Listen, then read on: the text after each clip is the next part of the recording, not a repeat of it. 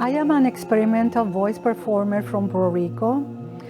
I am residing in Houston, Texas since 2005 with my son Nicholas.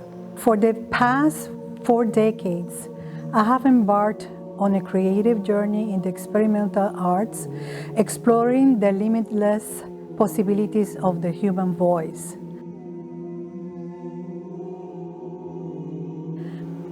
My most recent project is RÉQUIEM.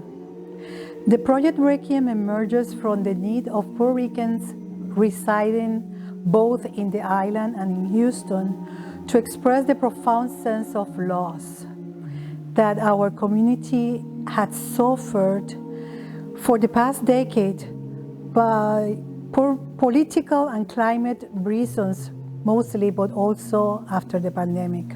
The beauty of RÉQUIEM lies in its inclusivity, as participants are encouraged to freely create their voice expressions, irrespective of their musical background, and free from judgment. This is HOUricán, documenting the project RÉQUIEM.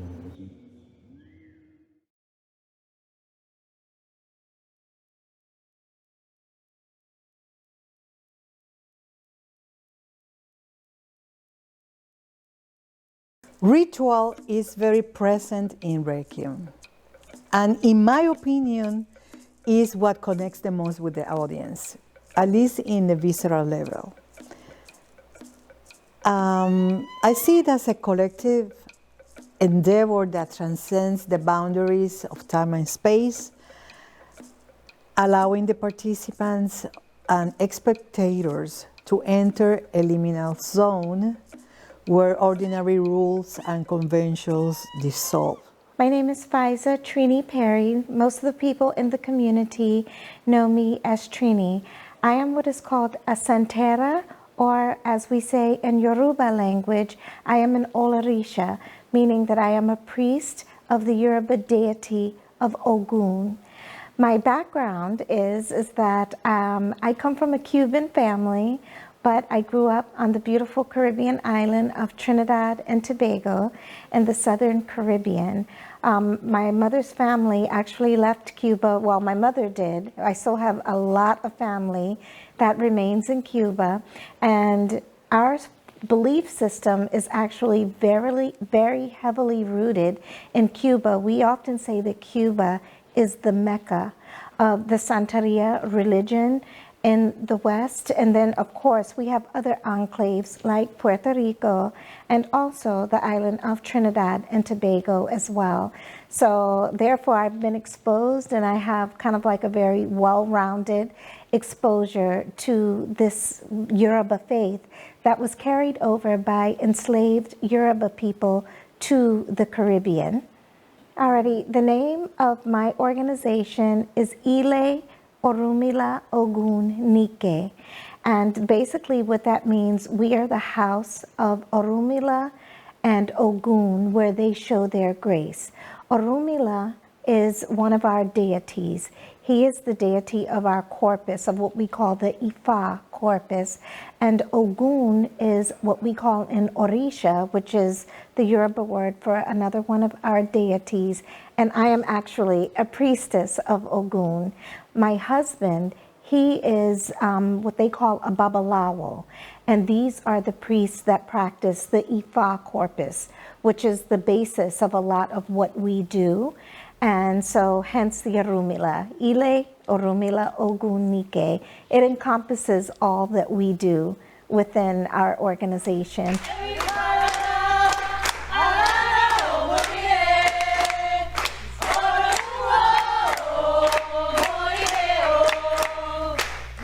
Rituals have been part of the human culture since the times of our ancestors, serving as a means of celebrating, mourning, healing, and connecting with the divine.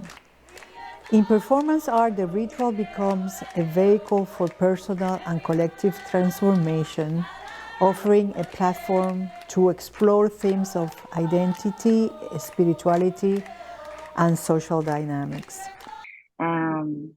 I identify as Afro-Indigenous.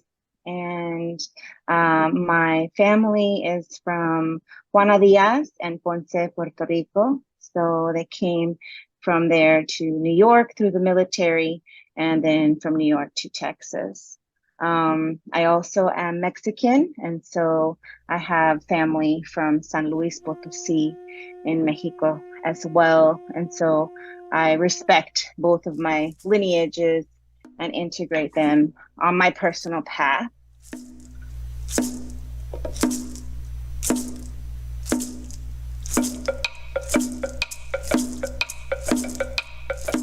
The purpose of what we do is we are here to reach out to the community in many capacities, primarily spiritual work, and we have different levels. We have people, some who are clients who just come seeking, spiritual help in different matters. And then we have people who we call aborisha. And these are people who are just, regular worshipers. They come to events, they study, they learn with us. And then we actually have olorishas, which are priests like myself.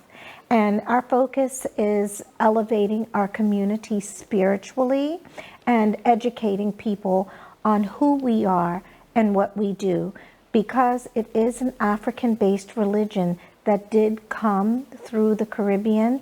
Oftentimes there are stereotypes and negative stereotypes. We get called devil worshipers, or you people are not of God. I've heard it all. But it's actually the exact opposite. No, we don't do devil worship, and we are all about God. And our religion is really based on living to your highest self and living to your highest destiny. So when you can do that, of course, one of the things that you're going to want to do is to serve the people around you, to ensure that they're, trying to live their best selves, and to give them the tools to be able to do that.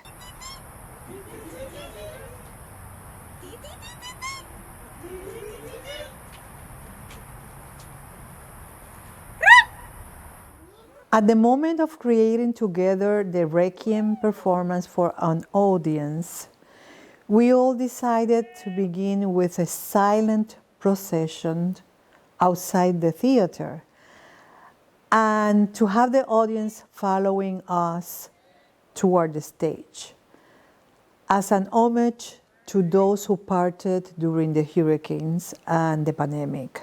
We also chose to insert a Yoruba chant and a Taino chant as part of the repertoire, as a reverence to our ancestors.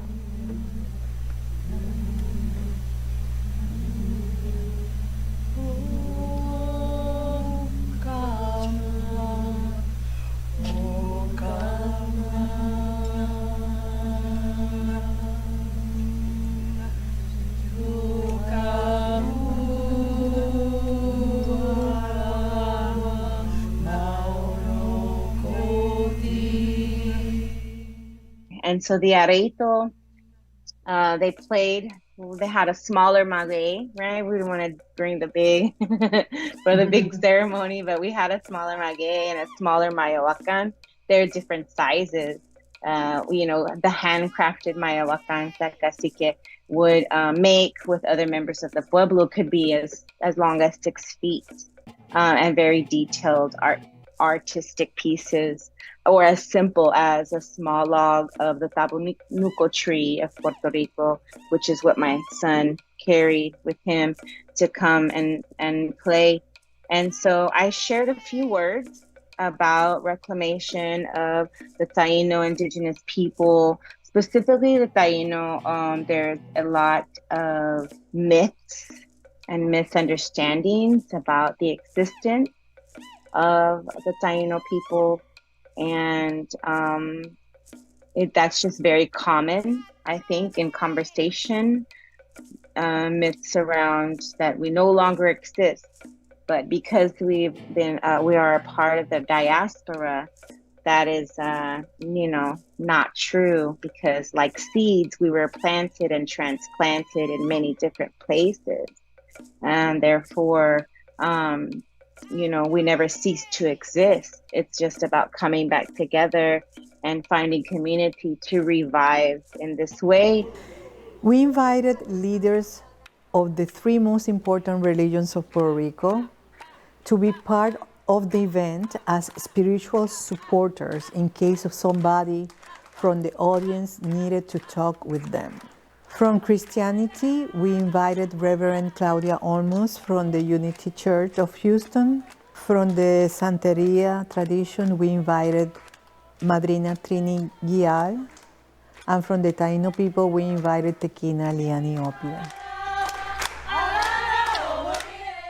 Having a Latina minister in Unity Church of Houston, like Reverend Claudia Olmos, who designs the spiritual services in Spanish and who also favors inclusion and absolute acceptance in church, is very meaningful for the community.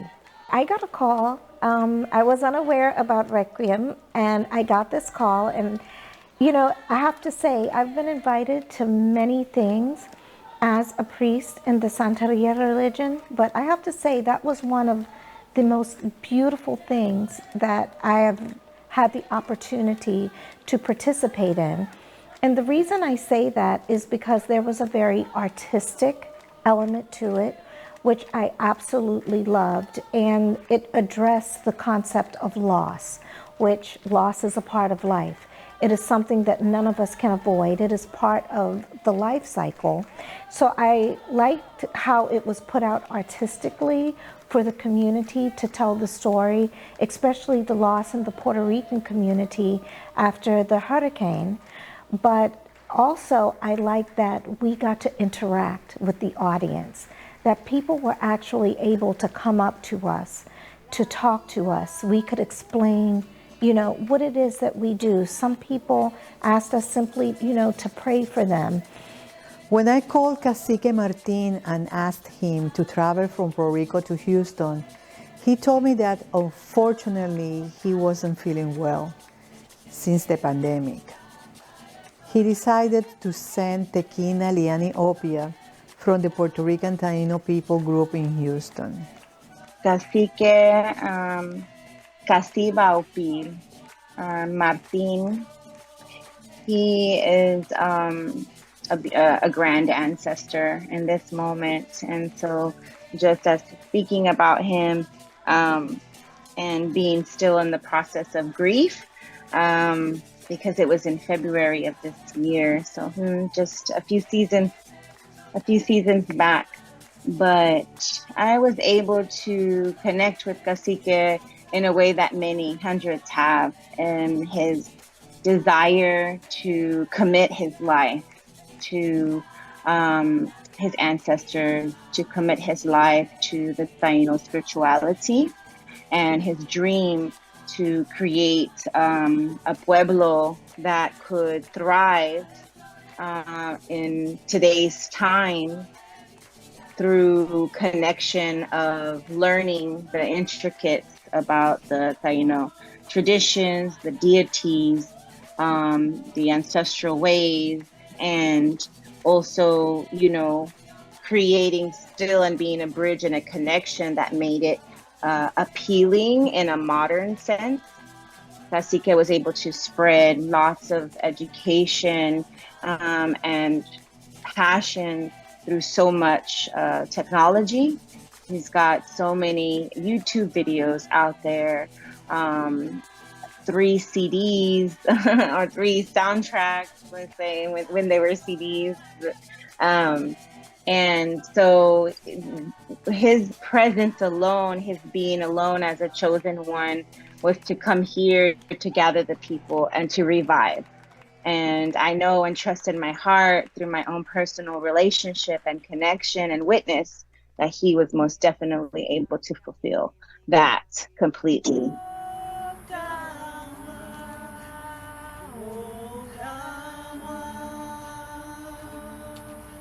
So there were 2 things that stuck out with me. One, being an audience member. There was a portion of the show where to the average person, it would have sounded like the people were just making noises. But to me, you could experience the moaning of loss, and you could feel it. It touched me very deeply. But the thing that impressed me most was after that loss, the music kind of picked up. And so for me, that indicated that even after the deep grieving of loss, that there's always still hope, that from loss will always come life, that life will always still spring forward, and that we have to push forward, and that we have to keep moving, you know. So that touched me extremely deeply, not just as, you know, one of the participating people, but as an audience member. I was deeply, deeply moved by that. And there was a woman next to me, and I remember we just kind of grabbed hands, and we held hands during that portion. So I knew it wasn't just me, that it really touched people in a very deep place to know that they still had hope after the loss. When we embody rituals and chants, we become symbolism and codes for the audience. And these codes are codes of liberation and empowerment that the audience understands on a primal level. The ordinary becomes extraordinary, and the mundane is infused with meaning. It is an invitation to connect with the depths of our emotions and to tap into the collective energy that binds us on a journey of self-discovery, communal healing, and spiritual awakening. And in this journey, we find solace, transformation, and deeper understanding of ourselves and the world around us.